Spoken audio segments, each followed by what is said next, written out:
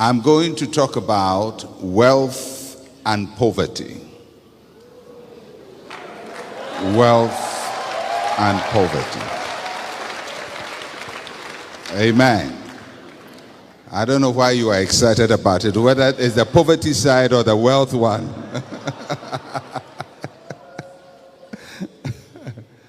Wealth and poverty are very powerful forces. They are forces that rule the world.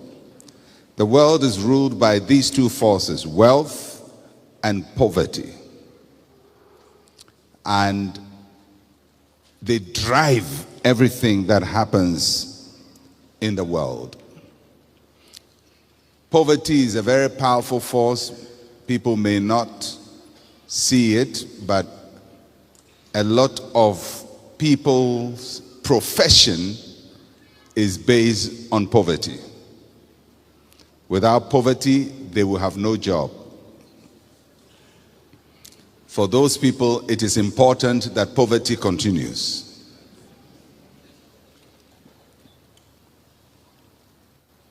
A lot of the work the United Nations does is based on poverty. And for the UN to survive, people must be poor. Proverbs chapter 10, verse 15. Proverbs chapter 10, verse 15. The rich man's wealth is his strong city, but the destruction of the poor is their poverty. It's a very powerful phrase. The rich man's wealth is his strong city, but the destruction of the poor is their poverty. So that clearly tells you that poverty is a destroyer. It is that which destroys the poor. And it beats my imagination why anybody will embrace a destroyer as a friend. Or anybody will preach that a destroyer is good for you. Because the destruction of the poor man, cars.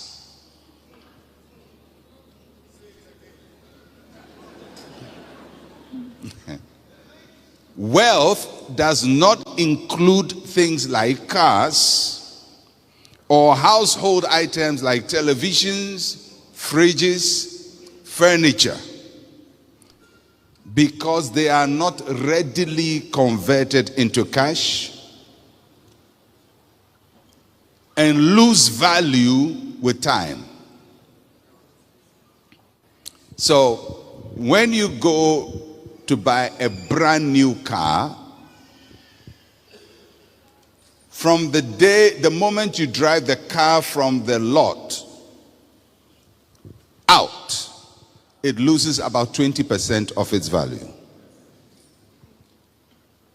Just by driving it out. That means that if you bought a car, drove it out, returned it the next day, the price of your car will be discounted. So the car hasn't given you money, it has actually cost you money.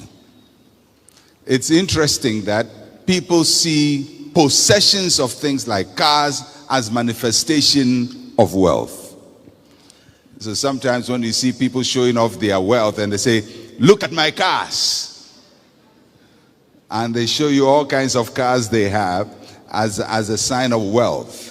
Wealth is not seen in cars because cars do not appreciate in value, all things being equal, except it's an antique car or one-of-a-kind car.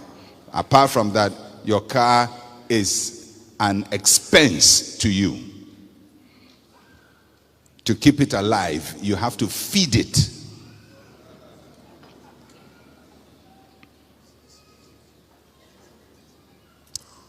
I mean, wealth in a larger sense includes things like the blessing of God, the peace of God, health, happy marriage, family life. I know all of that is wealth, but that's not what I'm talking about. So When I'm talking about wealth, I'm talking about having abundance of valuable possessions. Wealth defends the rich. Ecclesiastes chapter 7 verse 12 says, money is a defense. Those who have money use it to defend themselves, to secure their power and their position. When you have no money, you have no defense. It's just amazing what can happen to people when they have no money. Money is a very powerful force for defense. It will defend your dignity. And when you don't have it, you may lose your dignity. Never, ever in your lifetime praise poverty. Never.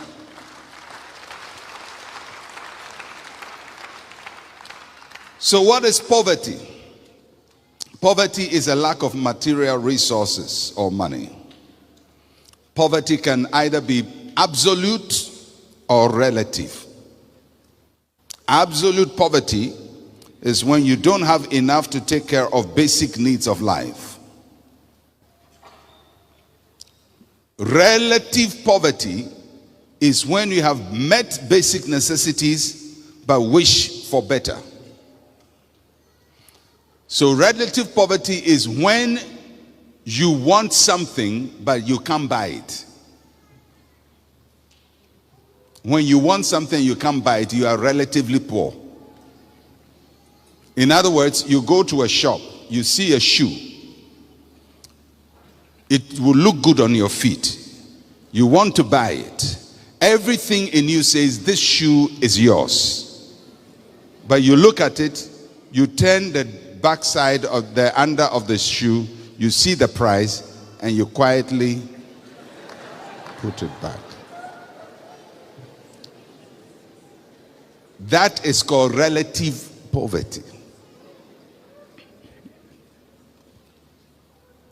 So relative poverty is when you desire something which is good for you, and it may not be something extraordinary, but it's good. Maybe you want a second pair of shoes, you want a better trouser, you want a better bed, you want, a better car, but you cannot buy it.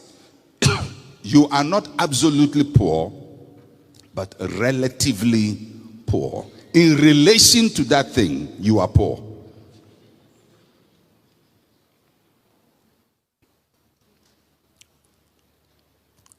In this world, the wealthy are few, the poor are in multitudes.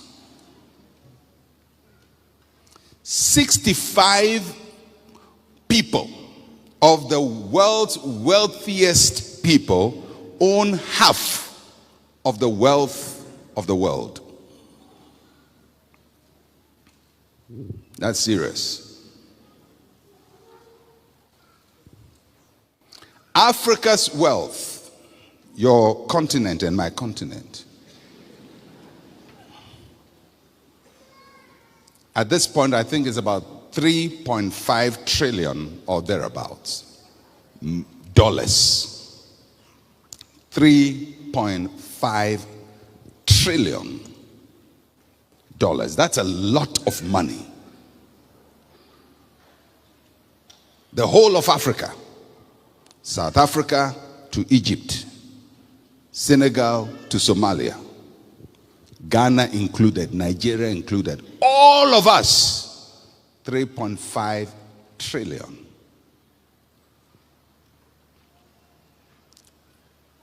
The wealth of 4 companies, Apple Computers, Google, Alphabet, we just crossed 1 trillion. Amazon, Facebook, the one you've been using. These four companies are richer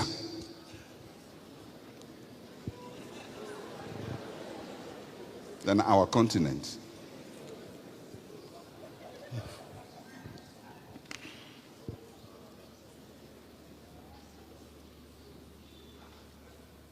Four companies.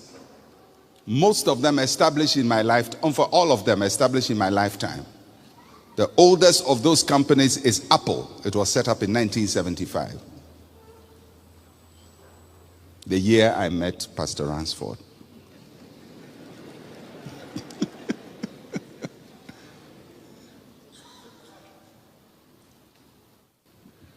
Four companies.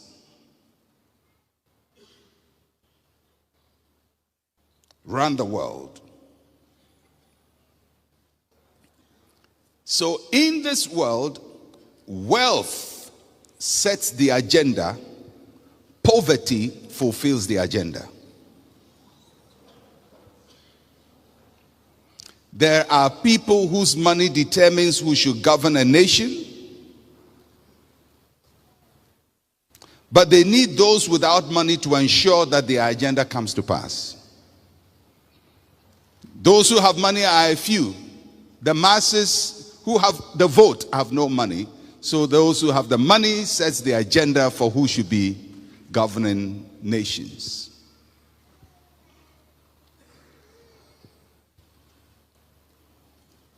There are people whose money finances research,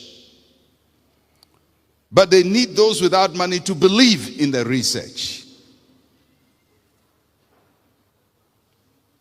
So the people with money pay scientists to conduct research and tell us what is true and what is false.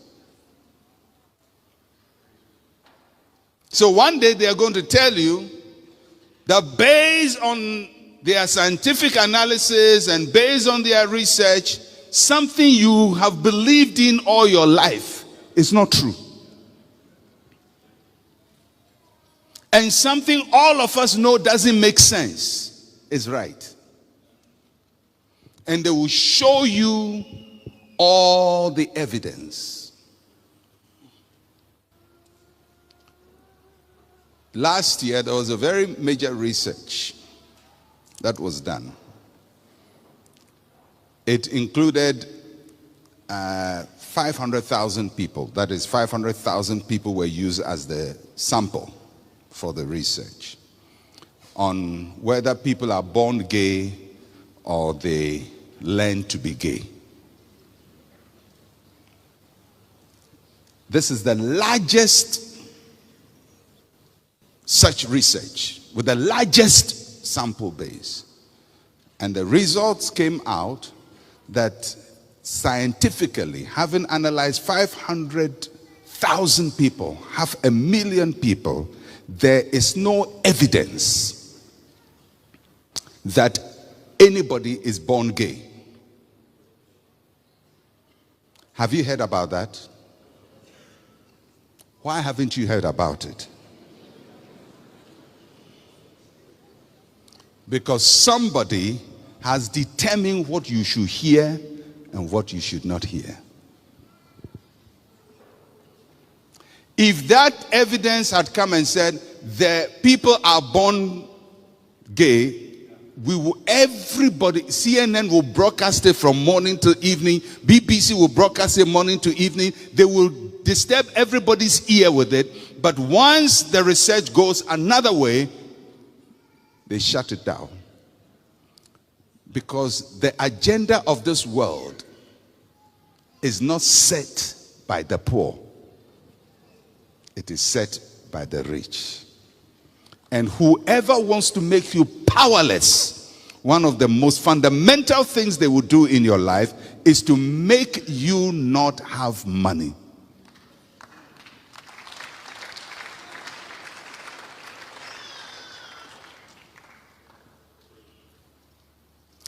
The agendas of this world are set by the wealthy. One person sitting here somewhere can determine what 1 billion people should believe. You know, one of the things that amazed me, you know, when I look and study what happens in the world, you know, scientists are supposed to be objective. All of you who went to tech, who are scientists, you're supposed to be objective. You know, science is objective. Science is... And I said, well, if it's objective, why does it keep changing? One moment they said, egg is not good for you. Don't eat egg. The next moment, egg is good for you. Eat 2. One moment they say, coffee is not good for you. Next moment, drink 5 cups is good for your health. One moment, don't eat chocolate. Next moment, eat chocolate. So if it is objective, how come the conclusions are changing? Because science does not rule the world. Money rules the scientist. Believe you me, people who will tell you, we are objective. We as far as we see the truth as it is. I'm telling you, they don't. They say it according to who is paying what they are saying.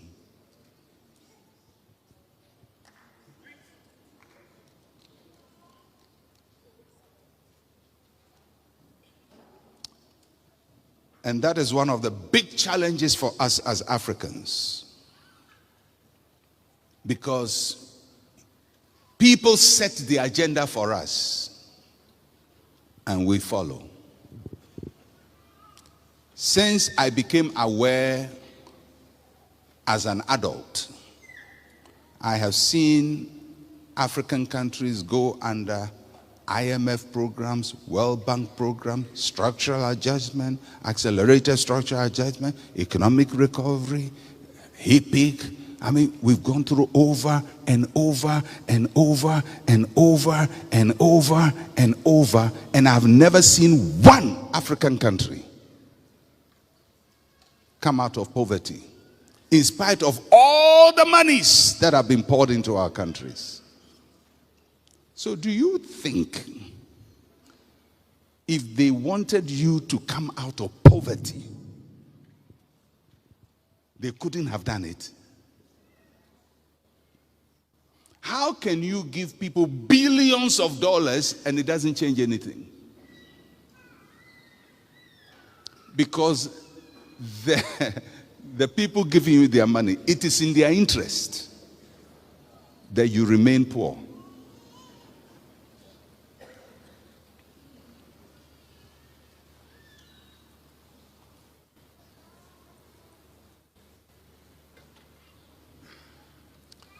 Money is very powerful.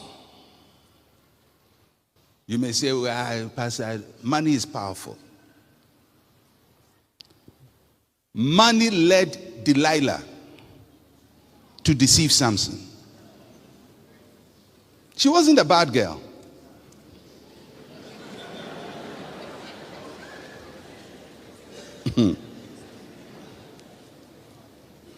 She wasn't a bad girl. She was a nice girl. Samson just fell in love with a nice, good girl called Delilah. If you read the passage, it tells you it is after he fell in love with her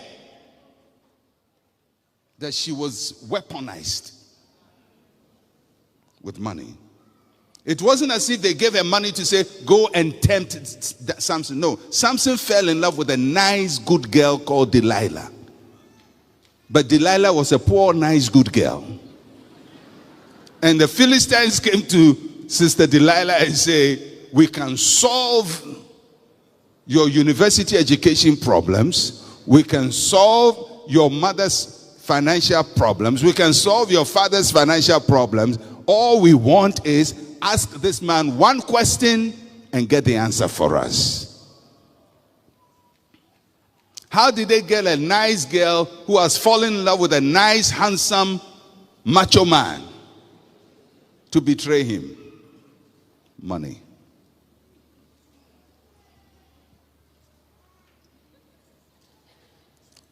Money secured the betrayal of Jesus.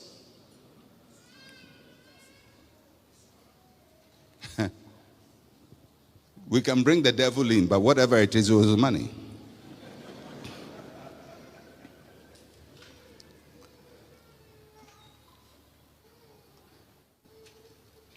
Judas went to the chief priest and says, how much will this information fetch me? And they told him the price, and the price was right. And he betrayed Jesus. You say, Pastor, I'll never do that. You sure? You'll be amazed what money will make you do. You'll be amazed. I'm telling you, you'll be shocked yourself. That's why when after Judas did that, he went to kill himself. He was shocked. Me? Do that? He did it.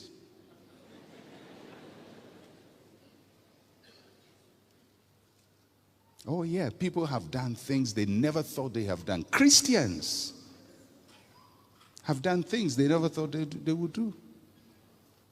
Married women have done stuff they never thought they would do. Money changed the story of the resurrection. When Jesus Christ rose from the dead, Matthew chapter 28, verse 11 to 15. The guards changed the story. The Bible says, while they were going, behold, some of the guard came into the city and reported to the chief priests all that had happened. And when they had assembled with the elders, they consulted together and gave a large sum of money to the soldiers, saying, tell them his disciples came at night and stole him away while we slept. And if this comes to the governor's ears, we will appease him and make you secure. So they took the money and did as they were instructed, and this saying is commonly reported among the Jews until this day. Do you know why it is difficult for us to preach the resurrection? It's so difficult. Nobody can believe Jesus rose from the dead. How can a man die? But the guards who were there saw it. The disciples saw it and said he had risen. The guards saw it and went to tell the chief priest, he has risen. Believe you me, between the disciples and the guards, the one whose testimony was most authentic was the guard. Because he has no direct interest in the resurrection of Jesus. And if they had come to say, yes, we saw it, he rose from the dead, the resurrection would never have been a contested fact. But they saw it, and they were incentivized to change the story. And now you and I have to spend ages learning Christian apologetics and learning hermeneutics and learning all these theories and trying to prove the resurrection of Jesus. But the guys who saw it were given money. So if money was made to change the story of the resurrection, money has to be used to affirm the story of the resurrection.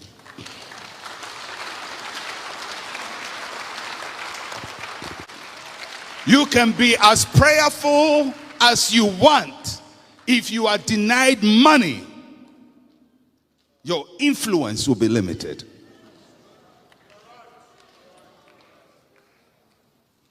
But the church cannot become rich institutionally without its members individually becoming rich. Because the church is not a business, and the church does not generate wealth. It is the members who go to make money, and because of their love for the work of God, give part of their money to the church.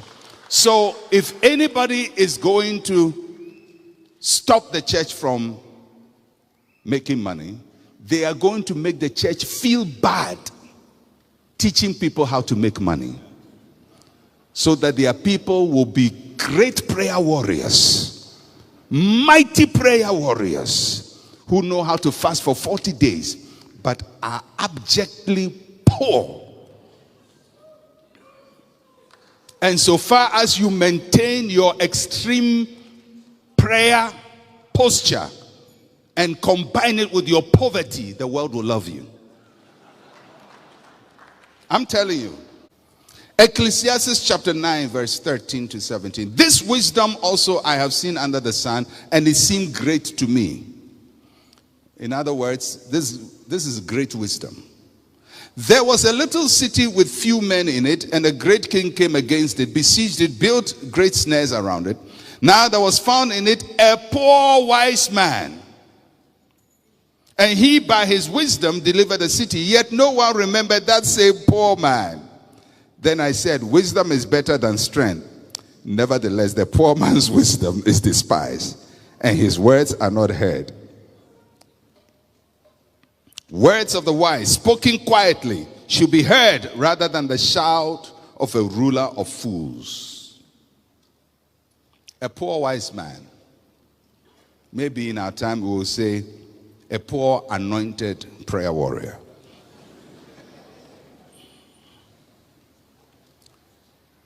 Poor wise man, the Bible says he by his wisdom delivered the city.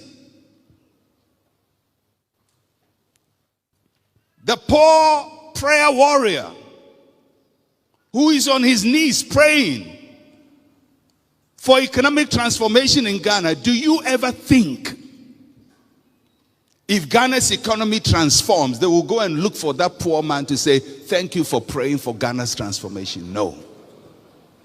His prayer will be despised. In fact, there are people, when Ghana prospers, people say, these are the people we must get out of the system because they don't know how to do anything. All they do is pray, pray, pray, pray, pray, pray, pray, pray, pray, and it amounts to nothing. And they have no idea it was this man's prayer that delivered the city and blessed the city. So far as you remain a poor, wise man, people would take your wisdom, they would take your prayer, they would take your anointing, and use it to their benefit, but afterwards, there's no respect for you. This man saved a city, was not recognized. Because somebody would take credit for what you work for if you are poor. Do you know that most of the people the world credits as inventors of things are not the ones who invented them? Yeah. Most of the big names, this one invented electricity, this one invented telephone, they are not the ones who did it. The first man to get to Mount Everest is not the first man to get to Mount Everest. He was with a poor wise man. The poor wise man has been going to Mount Everest every time, but he's not in the history books. It's his village. He goes to Mount Everest every day. It's like he was born. You go to Mount Everest and come. But when you read the history books to ask who is the first man to get Mount Everest, they will mention somebody else's name. But there was a poor wise man, a shepherd who knows the way, but never gets the credit. A lot of people who are credited with great inventions in the world bought the idea from poor wise men who developed the idea but don't even understand patent and how to register. In fact, one particular person, whilst he was on his horse going to register, somebody had taken a train to go and register his idea. He went to the patent and he said, I invented it. He said, well, it's already registered. Somebody came ahead of you and registered it. I'm telling you, poverty is a devil. It's a devil.